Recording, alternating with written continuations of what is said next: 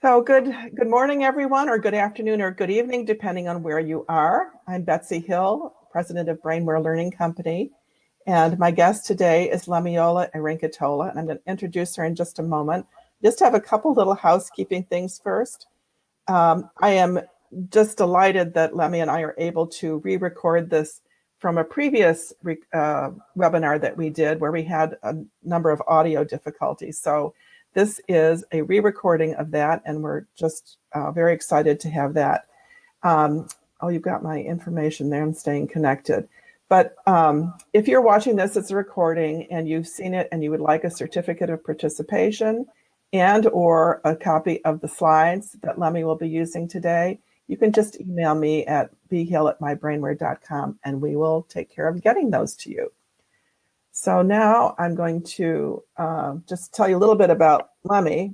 She is an author, an award-winning educator. She is truly, truly passionate about empowering parents and kids. Her consulting practice and her tutoring is called the Critical Thinking Child. And that's what she focuses on because of the power of critical thinking to foster academic achievement, to do cognitive development. She has a brain training boot camp that was featured on ABC News. And she's also the founder and executive director of the Children's Reading Foundation of Greater Chicago. She also serves as an ambassador for By Kids for Kids, where she helps to improve educational technology and promote innovation. She has a master's degree from Rush University, a Bachelor of Science from the University of Illinois, and specialized training in critical thinking from the University of Edinburgh. She also, most importantly probably, is the proud mother of 3 gifted children. And as you'll see, she also enjoys developing puzzles, and she's going to share some of those with us today. So put your thinking caps on and get ready and welcome Lemi. Hello, hello. Thank you so much, Betsy, for that wonderful introduction. Hello to the audience and everyone who's listening today.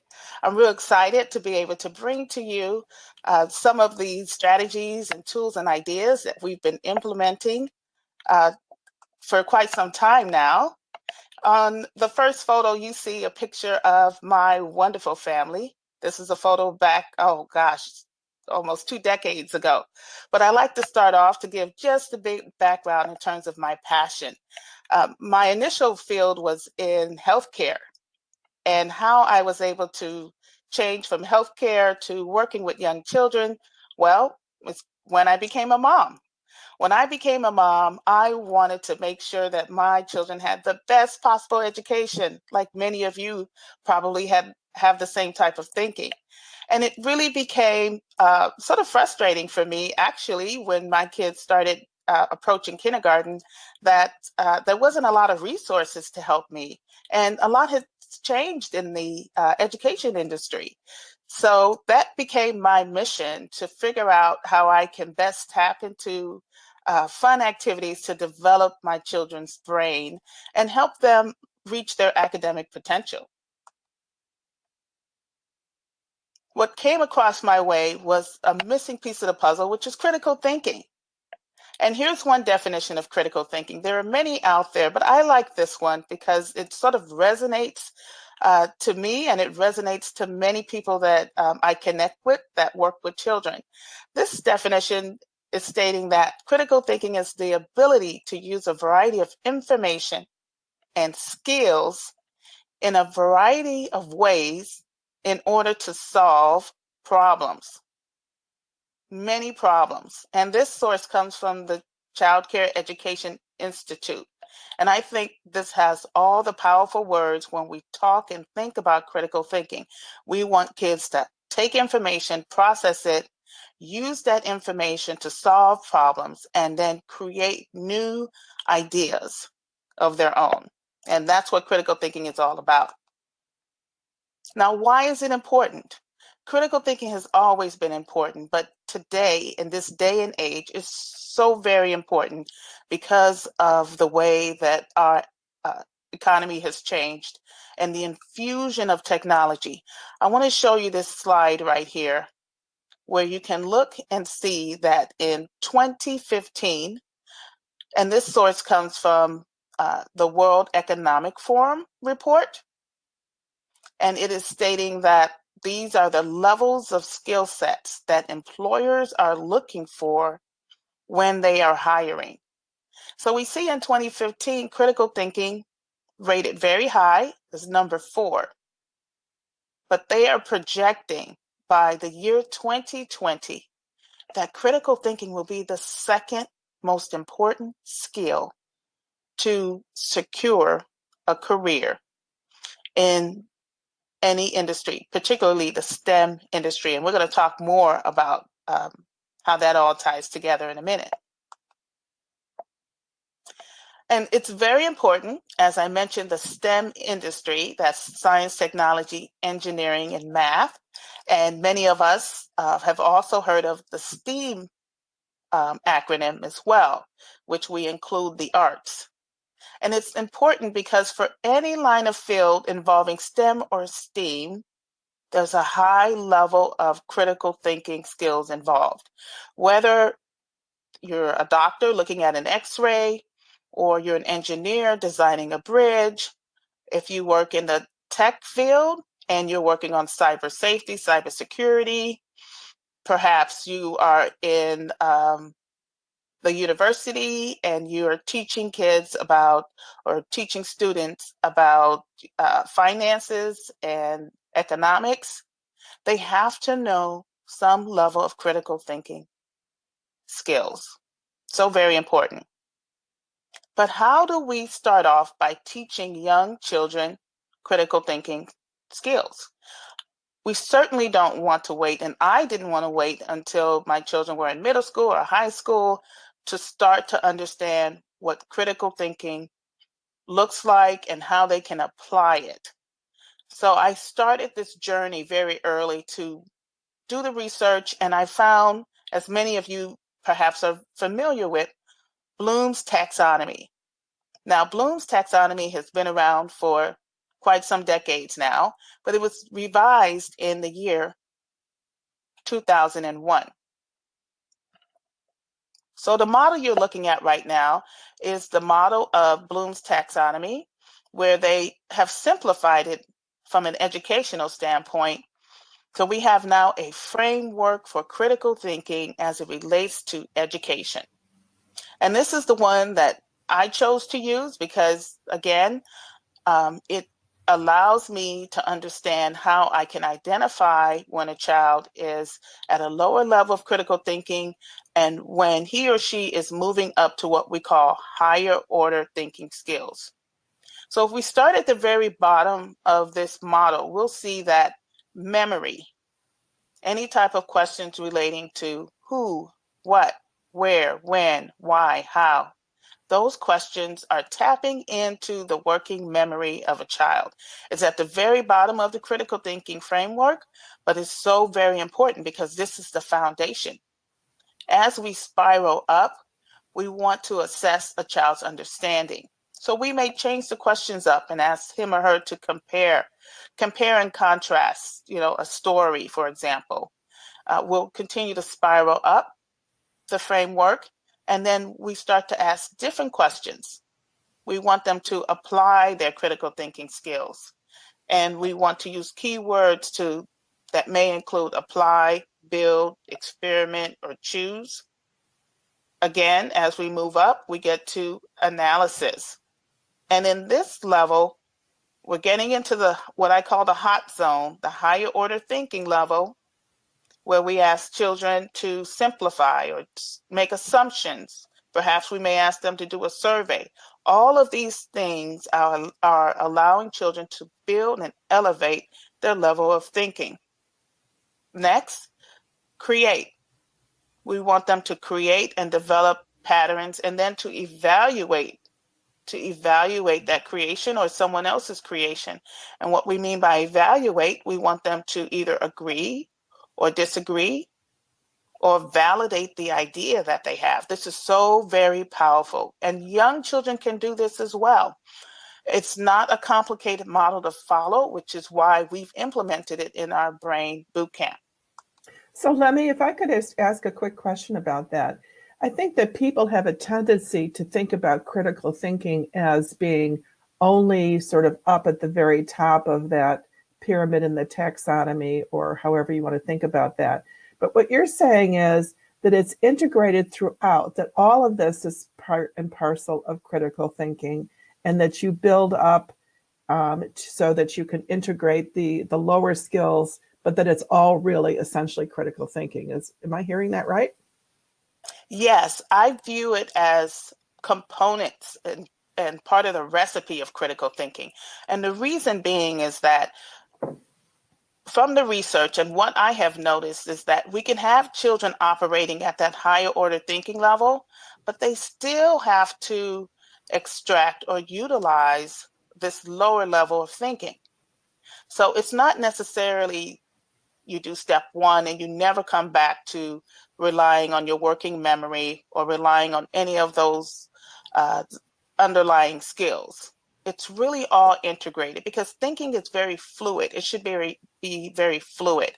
So the way we approach this model is we have young children start off with information that they're learning, but we do stretch them as much as we can in a very fun way where they can tap into that top of the pyramid here, top of the triangle, where you see their creativity that's being illustrated, or they're having a discussion about evaluation. Great. Well, I know you're going to show us some of that, so I will just let you go right along. Okay, thank you. Okay, so this is tied to critical thinking in the learning environment. My approach is to make it fun. When we're talking about young children and even older children, we want to make it fun. So the first thing is looking at their learning environment. Critical thinking is something that's applicable not only in the classroom academic setting, but they should be able to apply it outside of the classroom, at home, in a park, if they play sports. So it should be part of their everyday life. So how do we make it part of their everyday life? And we're going to talk about that. I can't wait to share. So here's a picture of me and some of the kids in my critical thinking boot camp. You heard earlier, I have a brain training boot camp. I've been running it for 15 years. And in this boot camp, we get kids from the ages of 3 to 13 that come inside the boot camp, and we do all kinds of activities to help promote the left and right side of the brain. So we use a whole brain approach to our boot camp. We also focus on cognitive brain development. Now, there are a number of skills around cognitive brain development. What you have here doesn't really scratch the surface, but I have this here because when we're talking about doing an intensive boot camp with kids, and this is an enrichment program that takes place outside of their classroom. It's actually conducted on the weekends. So we definitely want to tap into certain skills that's going to give children the most bang for their buck if they're trying to stay ahead, get ahead, or catch up academically. So we hold these boot camps for an hour and a half. And one of the main skills that we have found to be so valuable that I'm going to talk about today and really focus on for the rest of this presentation, this skill is the spatial reasoning skills, or some people say spatial thinking.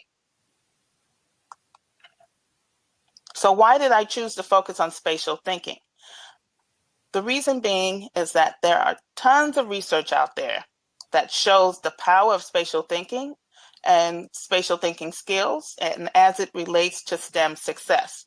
Remember, we talked about STEM and STEAM and how critical thinking was so important. Well, using that same analogy, spatial thinking is so very important to STEM success. So the research has showed those children that have a better understanding or better practice with spatial thinking experiences tend to do better academically in math, and then they also tend to do better when they actually enter the STEM field. There's been some research by Dr. Cheryl Zorby from Michigan Tech University In her research, she found that there was some disparity between females and boys who were entering the engineering program. Essentially, what she was finding in her research is that there were girls entering the engineering program who were good at math. But the first course within the engineering program was a design graphics course that required very high spatial ability. And the girls were scoring lower than the boys in this design graphics, spatially intense course. And many of them were discouraged to the point where they were thinking, well, maybe engineering is not the field for me. This is the first course. I must not be good at it. She saw this over and over again, and later she developed a course program to help develop spatial visualization and to improve and to close the gap. Now, many of this gap, people wonder, where does it start? Where does it begin? The research also shows us that we can somewhat pinpoint this gap at an early age, which is one of the reasons why I like to introduce spatial thinking early. Boys tend to, because of their environment, play with toys that have high spatial opportunity. What are those toys? Like Legos or any type of building blocks. They may play with puzzles, for example. And it's not that girls don't play with those toys, but there's some research that indicates that our boys are getting more of an exposure to spatial opportunity because of their environmental behavior and the opportunities of toys and things that are exposed to them. So Dr. Sorby says, we know there's a gap. What can we do about closing the gap? Which is why she developed that program for the engineering team and engineering courses. I should also mention that as of 2011, in case anyone is interested, only 19% of the undergraduate degrees were awarded to women. Only 19%. So that kind of gives you a sense of how far we have to go. There's a lot of work in the industry now to infuse spatial thinking skills in the classroom because it is practically absent. There's some related to math, but overall, we don't really see a consistent learning trajectory infused in the classroom at an elementary level or upper elementary. There's no progression there. Lemi, could I just clarify one thing? When you said only 19% of the undergraduate degrees are awarded to women, are you talking specifically about STEM field degrees? No, engineering. Oh, in engineering specifically. Yes, sorry, Okay. engineering. Thank you for the clarification. Sure. So what we see here is a learning trajectory that we use within our critical thinking boot camp. And in this trajectory, we apply certain spatial activities that allow children to be challenged and to move up the spatial reasoning skills. Now, keep in mind, spatial thinking is something we do every day. If you are traveling and you pack your suitcase, you actually use spatial skills to put as much as you can into the suitcase. If you're looking at a map and try to navigate where you need to go, that's spatial thinking. If you're in the kitchen and you're deciding how to stack up your pots in a short amount of shelf space, that's spatial thinking. So we go through utilizing spatial thinking as adults without even realizing that's the skill we're tapping into. So we want to do the same thing intentionally for children so that they can develop it, because the research shows that spatial thinking can be taught and it can be improved. Okay, so just in case we were thinking, oh, maybe it's innate, they're born that way, it can be taught and it can be improved. And this is one model that we're going to sort of walk through to show how we can improve spatial thinking. Now, we start off within our boot camp with very simple instruction, and we have to, because we're taking in kids as young as 3 and 4 years old. And there's no better way to start than introducing dots and lines. And the reason for that is that many children, when they come in, they're not reading yet. So we can't have something that's very demanding with their reading skills. So we have found just starting off with just an introduction of basic dots and lines to be a great starting point. And what do we mean by that? Well, we encourage parents as they're working with their children to go out into the environment and explore. We're talking about real world experiences. As you can see here, we have a Dalmatian. And this Dalmatian has a coat that has dots and patterns on it. We want children to talk about that, to notice it. Just notice their environment. If you're driving along the road, pay attention to the straight lines and the curved lines. So we really encourage parents to collaborate with us and do lots of conversations about dots and lines and comparisons in the real world. We add to that by including whole brain activities. So by whole brain, we want children to do exercises as it relates to dots and lines that's going to use their hands and their eyes so that they can start to connect and put images together. Here you see a picture of the abstract spatial puzzles. Well, these are puzzle designs that we make up in our boot camp. We actually hand draw them, and the children, the great thing about these puzzles is that in the beginning, when they walk into the classroom, they have no idea what the end result is going to look like. And that challenges them. It allows them to focus more and to concentrate and to have an element of surprise at the end when they actually do assemble the puzzle pieces.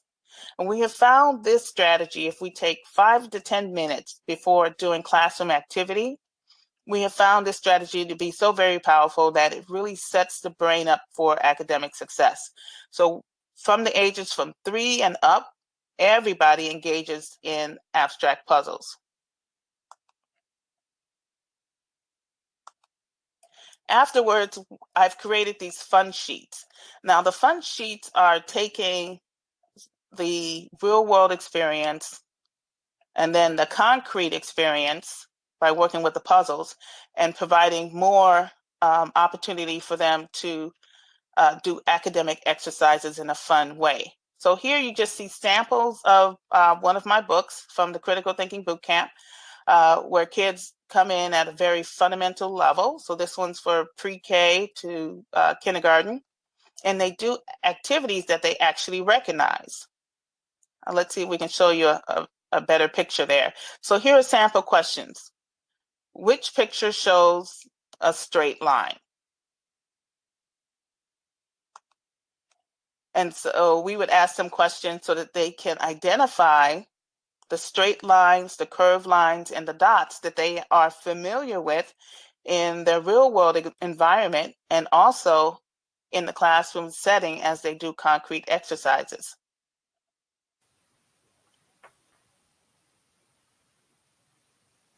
Now, this becomes very important. How do we relate this to the academic focus? Well, many of you educators out there, and you work with children who are struggling to read. We still have children who are struggling to read today. And I saw from the Children's Reading Foundation, the recent statistic that 40% of children are still struggling to read by the 3rd grade. And many of it comes from not having the strongest foundation. If you take a look at the letter shapes, now as adults, we can distinguish between B and D, P and Q, etc., because we've had lots of practice.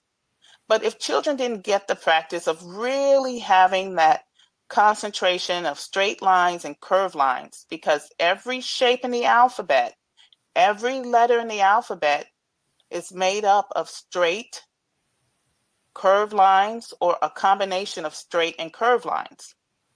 And that's important for us to really understand that if we break this apart and really allow children to have a visual discrimination, they're less likely to mix up their B's and their D's. And we have found great success with children coming in and mixing up their letters and doing these spatial exercises. And within 2 to 3 boot camp sessions, this issue has gone away. So we're excited about that and how that relates to an academic focus. It also relates to, for those of you who work with children and building their math skills, sabbatizing. Sabbatizing is a word that from Latin that indicates the ability to instantly recognize. Well, what are we talking about? Well, part of the early numeracy skills that children need to know and have exposure to have good number sense is the ability to sabotage. So if you look over here in this picture, when you see the dice, you can easily tell without me asking, how many do you see here? We see 2 and then we see 5. That was something that you were able to recognize without having to count 1 by 1 by 1 by 1. Some children still need to count each dot 1 by 1 by 1 by 1 for verification. When they do that, they're not sabotaging. Sabotaging is an early numeracy skill that's so very important to number sense and for children to have mastery of their basic math facts. Now we see over in this slide, this part of the slide, we'll see that it carries on through multiplication. And this is so very important because, again, when we refer back to Bloom's taxonomy, at the lower level was memorization. And we have found that many are memorizing their math facts, their multiplication table, their addition table, and then they struggle to do word problems later on in 3rd and 4th grade. By having children be able to conceptually understand and have a spatial understanding of what a value of 3 looks like or 7 looks like, this helps them to be better mathematical thinkers. And we have an example of one of the students who has attended the boot camp, and this child is 7 years old. And here's an example of how over time she's been able to progress in her mathematical thinking. 9 times 6. How did you get that? I got 9 times 6 because I know my basic fact that 6 times 10 equals 60, and just subtract 6 to get 54. Okay. Now, go back to the 8 times 5. Explain, how did you get that again? I got 8 times 5 because I know 5 times 5 equals 25, and then I know 3 plus 5 equals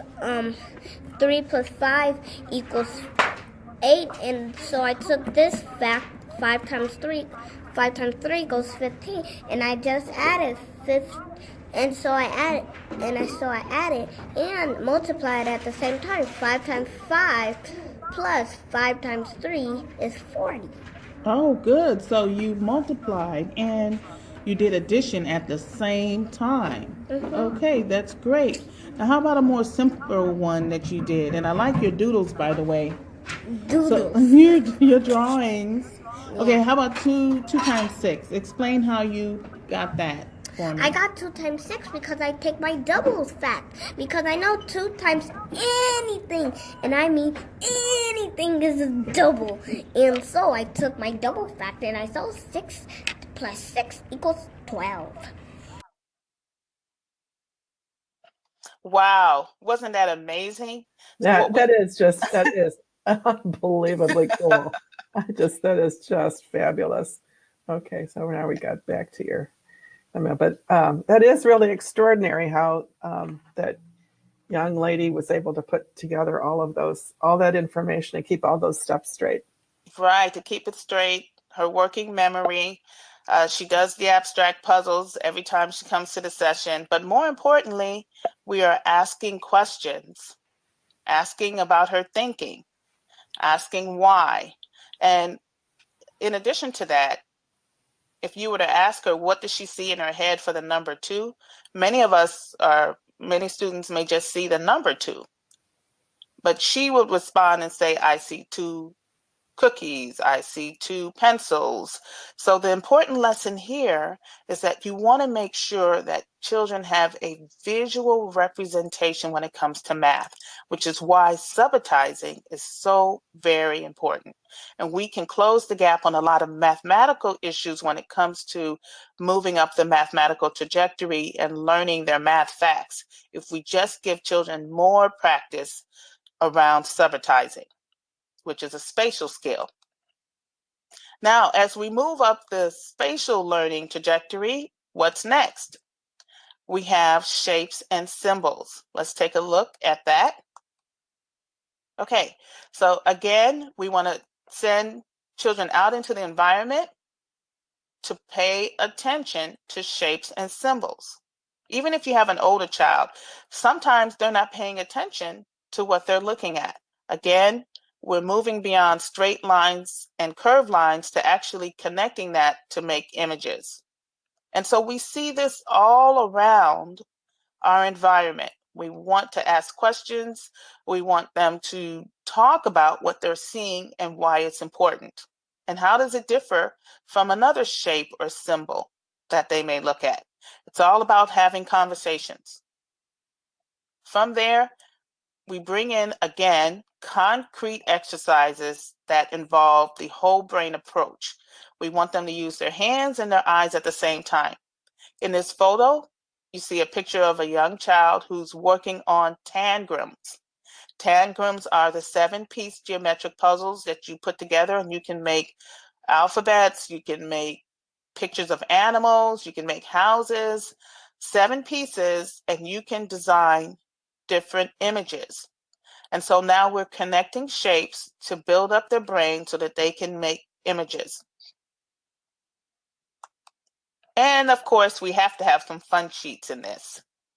So within our boot camp, we have additional fun questions that now it really makes sense because the children are able to connect what they see in their environment, what they're learning in the classroom, and now when it comes time to do a test or an assessment, to ask questions, they're not intellectually burdened by that because it's something that they're familiar with.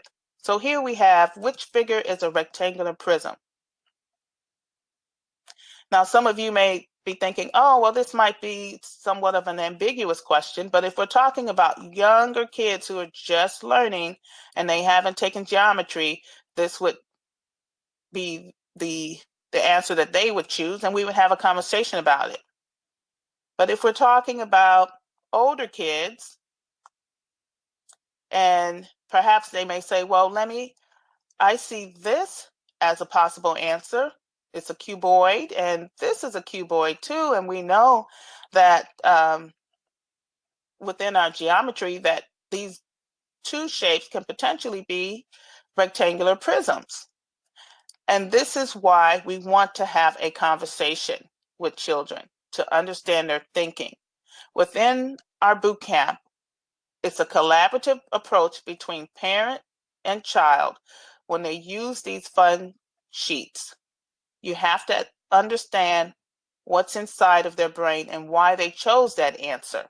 So if they gave a valid reason as to why they see 2 possible answers here, that's perfectly great. Now here we also have images. I wanted to show this because I think it's so very important that we start to have children pay attention to patterns and designs.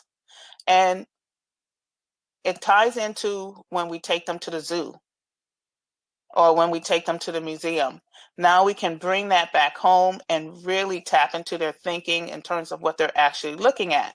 And the great question is, which picture shows the lizard scales?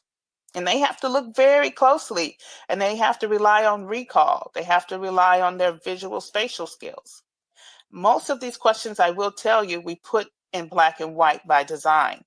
because we have found that children who are looking at black and white images find it a little bit more challenging, and it taps more into their ability to focus and concentrate than when we use color images. Here's where we can tie it into academic focus. When we want children to put things in order and to classify objects, here's a great question. Now keep in mind over here, they've maybe played a sport, they've seen three-dimensional shapes in their environment. And now we're asking a question, which one doesn't belong? So we want them to use their skills and their reasoning skills to see that, okay, I think this one doesn't belong. And then we would ask, why? Why did you choose that? And then they can talk about maybe the volume of the actual shape, or the ball that they're looking at. All kinds of reasonings. They can talk about, well, I know I play this one on the court versus the field. And now you're getting children to start to build their critical thinking skills, which is what it is all about. Here's another example, analogies. Now, typically we like to wait until, from what I've seen in the curriculum, introducing analogies when the children are in 3rd and 4th grade and up. But we can start to introduce analogies to younger children in pre-K and kindergarten, especially those that have started to read early. So here you see, we've taken the analogy, you look at the first two boxes here, you see how they're related. Then you look at the third box here, and we are trying to find a partner from below. Those of you probably have already figured it out. I figured it out. You figured it out, this dragonfly. Yes, so that would be dragonfly. And then they're also working on compound words. So it ties into the curriculum. And it's so much fun. Now, some of you are saying, well, I need a little bit more of a challenge for my older student. Can you figure out what the answer is to this analogy? Again, look at the first two, see how they're related. The first pair, and then the third, and then you pick an answer from below. And we see what's happening here spatially, what we like to call outside, inside out. Do we see that? So we're looking for right. Yeah, So the go right ahead. answer would be, because the inside is a small white triangle, so that has to become the outside. So we want a large white triangle, and then we want the hexagram.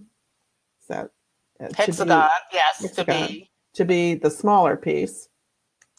Right. And what is your answer for that? Hey! Hey, good job. And you see that it really takes some time to kind of think through what's happening, and we're using spatial abilities. This is what it feels like to tap into your spatial reasoning, spatial thinking skills.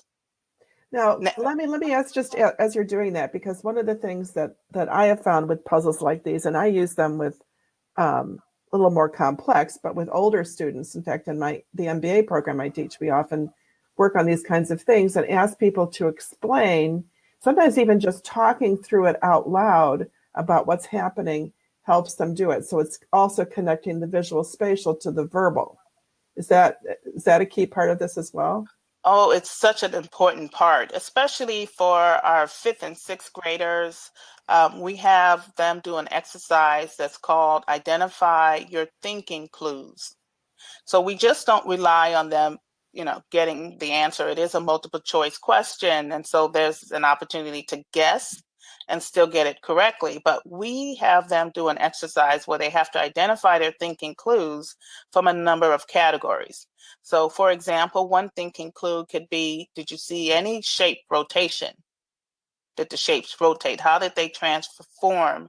Another thinking clue could be, did any of the colors change?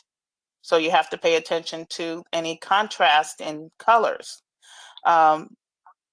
Yet still another important clue could be, did you see any changes in the size?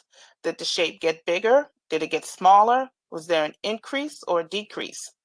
So they have to justify why they chose that particular answer. And we have about 12 thinking clues that they can choose from, and they're free to make up their own as well. But we give them sort of a starting point so that they can practice and have a way to navigate their thinking as they're working on building these spatial skills. And the children love it. They just, initially when on the surface, when they look at it, they find that it may be challenging, but once they get into the different approach to how we teach, they're really fascinated about how far their learning has come when it ties into critical thinking and spatial reasoning. So the last example that I'll bring up today, and we are moving up the spatial reasoning ladder, if we will. We're looking at patterns and relations. And I should say something about relations here, because that seems like such a generic word. But what we're talking about with relations as it pertains to spatial reasoning, we're talking about the ability to utilize prepositions, symmetry. You're really bringing together patterns, symmetry, prepositions, and you're also having a mental skill, which is the ability to imagine and rotate objects in your mind. So here at the very top of our spatial reasoning trajectory, the highest skill is to be able to take images that you're not touching and rotate them, visually see a different perspective of that image. And it's all a mental exercise. And we're going to talk about one of the mental exercises that really elicit this particular skill.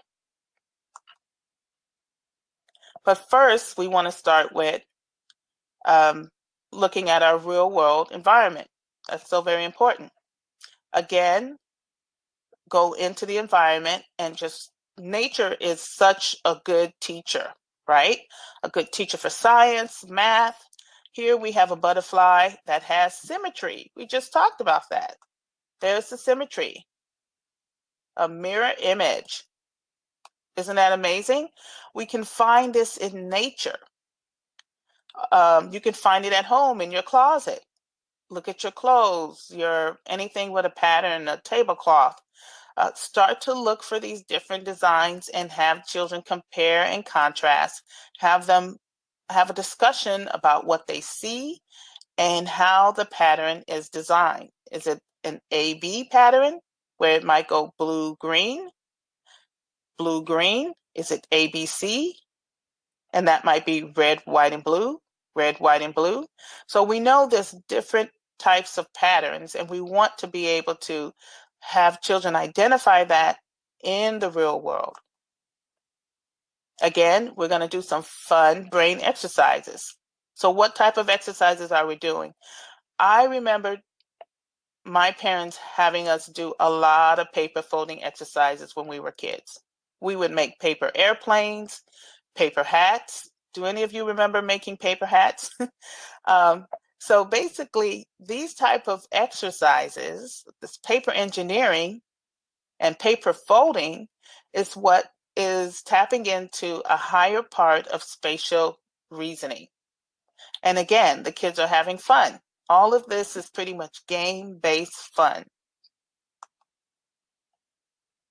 But with every game, there comes a test, right? At some point, we have to assess their understanding. We have to test their thinking in an academic setting. Now, how do we do that at this level? One of the key exercises you'll see, and this also talks back to what was the basic exercise in the engineering program, lots of paper folding, as they call it, or paper engineering. Now, this is very interesting. So let me explain this puzzle to you. So here you have a square shape image, and the arrow shows that it's being folded from left to right. That's step one. Now, something else happens when we fold. We're going to fold from top to bottom. So now the square got smaller. Then in the third step right here, this is the third step, we see that there's some incisions that have been made. So that means we're either punching holes or cutting out pieces of this image after it's been folded. And then the fourth step here is the final image that's been folded and altered a certain way. So you're taking your mind through an exercise of first looking here, and you have to hold that in your memory because you don't have a piece of paper in front of you.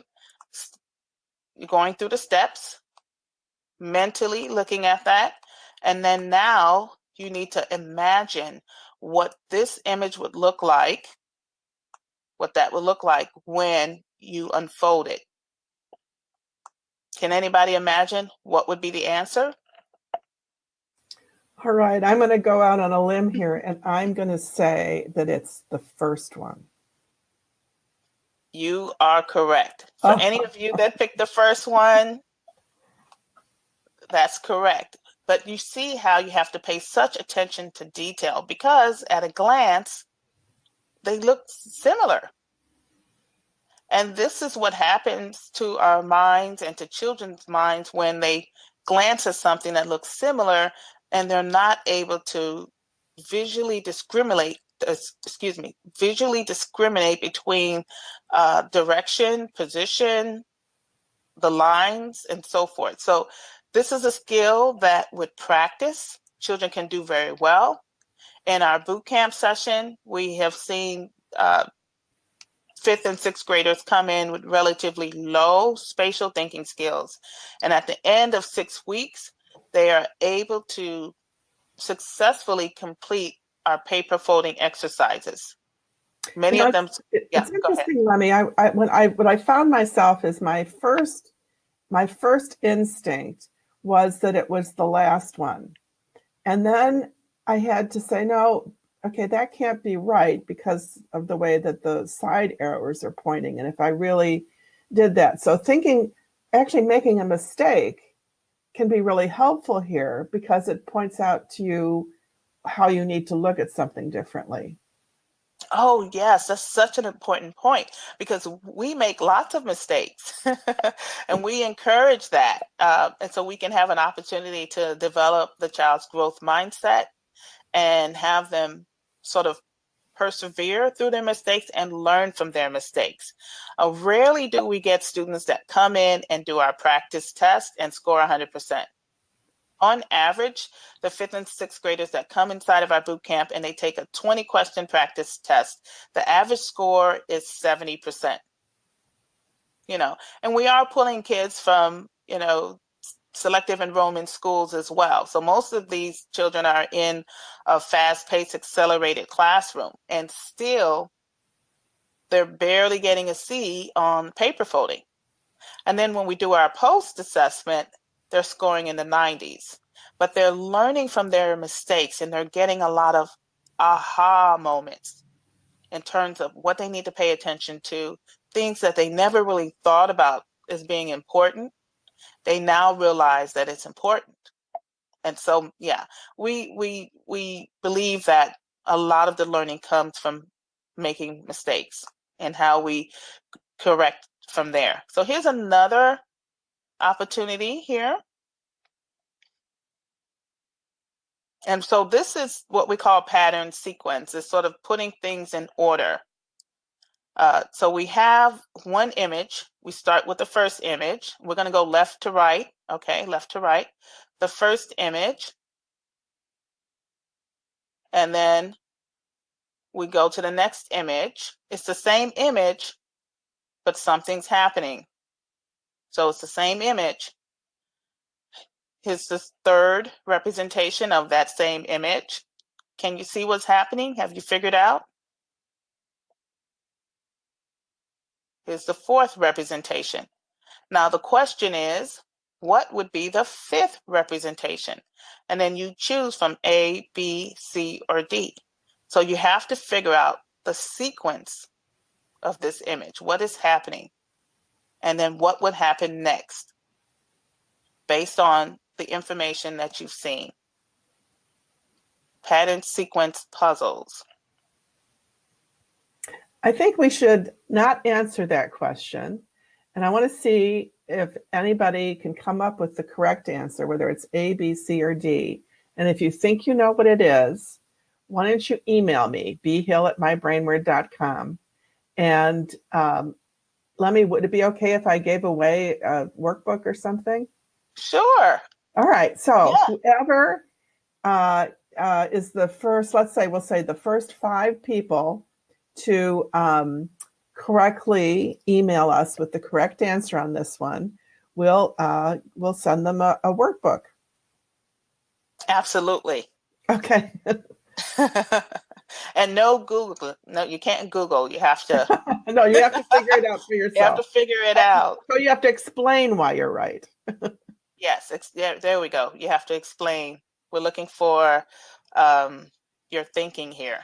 The same thing we require of our children. So now you can see, I hope this has been a great example for you to see that with spatial thinking skills, we're really tapping into a mental exercise. It ties into building your spatial intelligence. This is something that we don't get enough of in a classroom setting, but yet we're finding it's so very important to STEM success and STEAM success. So the future of the children and their careers and what they need to learn and create, they need spatial intelligence. And we as educators, it's our job to work with parents, work with the community, work with our counterparts to make sure that they're getting more opportunities to practice spatial skills. It's great for problem solving. We talked about how that ties into those students who have a strong spatial ability, tend to do better in math. Susan Levine from the University of Chicago did an early childhood study and saw that children that had higher spatial ability did 20% higher in math than those who did not. So there's all kinds of research out there, and it ties to critical thinking because we're having them pause and explain their thinking. It's such a great exercise. And then it leads to innovation, because what next? What can they possibly create? What can they design? How can they take it to the next level? So here is sort of, again, a summary of, at a high level, our spatial learning milestones and learning trajectory that we use in our boot camp. Again, making it fun and engaging for children. That's the goal. Within the tools that we use, the whole brain tools is so very important. I actually go around the country looking for the best possible tools that will fit into our boot camp format. They have to be hands-on. They have to focus on, spatial thinking, cognitive ability, and we're grateful. One of the tools that we use is Brainware Safari, and this is more of the tech engine, we call it. So we love using games. We love the fun sheets. And, for the fun sheets, I just make up the questions through my experience of working with children, finding out what they struggled with, and then finding an opportunity based on their learning style to help them push past the struggle in a fun way. So we come up with these fun questions. Maybe they're not 100% perfect, but they're perfect in the mind of a child who's trying to learn and who appreciates a fun experience in an academic setting. And can express this, parents, you're the first teacher of your child. You have the greatest access and the ability to teach the child about the real world. So we really don't leave parents out of the picture. We pull them in. We encourage high parent engagement in this process. And with all of those pieces together is why we see great success in our program. Speaking of which, here is an example. Some of you may have seen this young boy trending in social media. His name is Caleb Green, and at 4 years old, he read 100 books in a day. 100 books in one day, it was his choice. He's gotten over 2 million views. That's trending worldwide, and people from all over has written in to talk about Caleb Green. He attends our boot camp, and I just want to say, with Caleb, because he was able to understand and not be intimidated by reading and really be empowered by reading, he wanted to pursue, and he just enjoyed reading. We want children to just love learning, and this is a great example, and we have many examples of that. Here's another example, Jaquil Jackson, who's also trending. He's won so many awards, I can't really keep count. He, last month, was with President Obama, receiving another award. This young man attended our boot camp and also utilized the Brainware Safari tool. And with the tools on helping him develop his brain and thinking, Jaquil came up with the idea. As his mother told me, they were driving down Chicago and he saw a group of homeless people. He didn't understand what homeless meant, and he asked his mother, why are these people here? And she explained the definition. Well, he wanted to do something about that. He felt compassion to help these people. And what he began to do, he asked his mother, how about we go home and I take my toothbrush and my soap and some items. I want to donate and I want to give back. And so he developed this blessing bags. He started to create blessing bags. And by the end of 2017, he had given away 5,000 blessing bags across the city of Chicago. And he basically went around to the different schools and brought in other students who were helping him with this initiative. It's so amazing what he's been able to achieve. And here you see him with his blessing bag.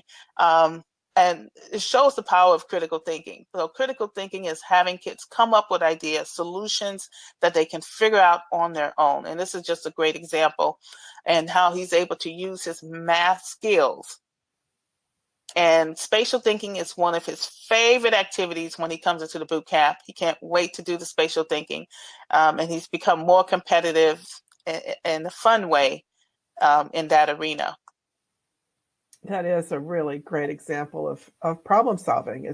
It's combining everything you said, seeing what's happening in the real world and then abstracting that to figuring out, steps and then actually taking them. That's just such an inspirational story.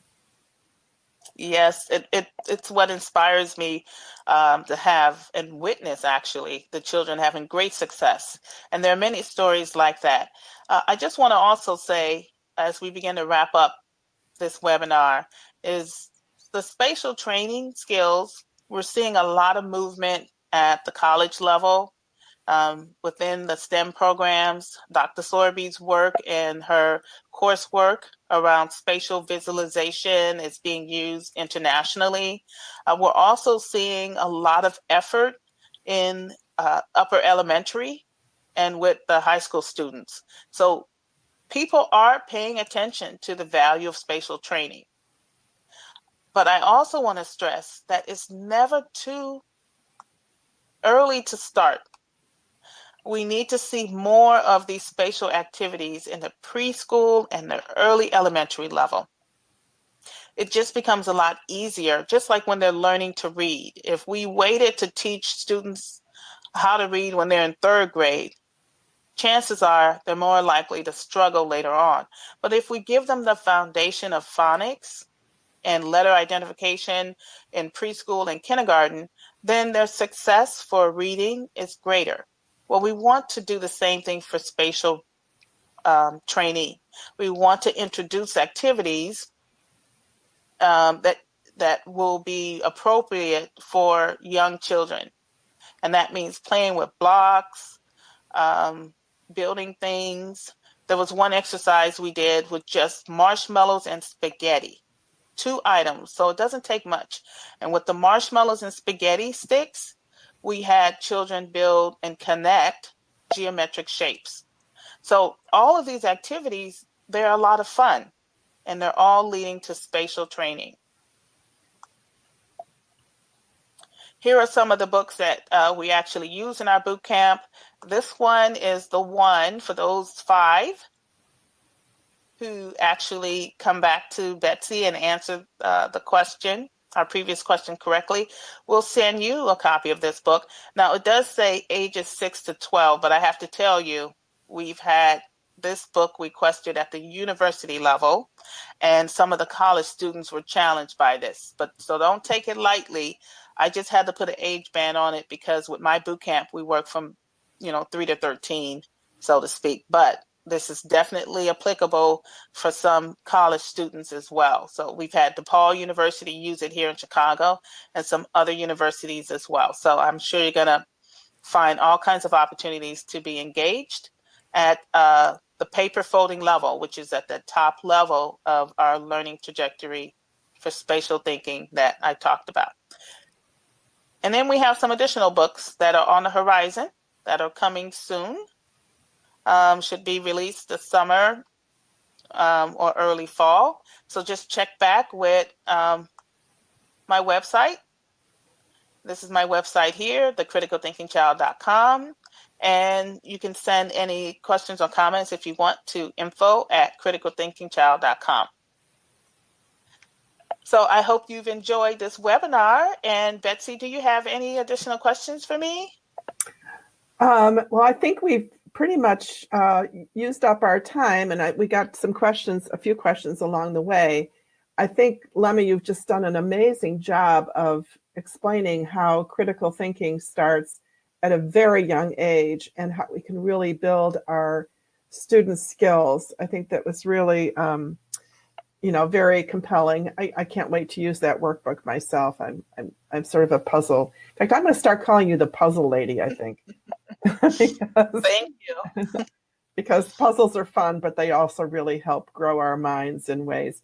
I do just want to add one other thing, which is that Lemi mentioned a program called Brainware Safari, which is a computer-based cognitive training program that's in a video game format. It's and if anybody who's listening to this is not familiar with it, would like to get more information, you can also email me about that. I'd be happy to provide additional information about that program. So I think that pretty much wraps things up. We want to thank you for joining us today. And Lemi, I just have so much gratitude to you for putting all of this wonderful information together. I know people will find it very exciting and very empowering and lots and lots and lots of fun. Okay, thank you. Thank you very much. Have a great day. You too. Take care.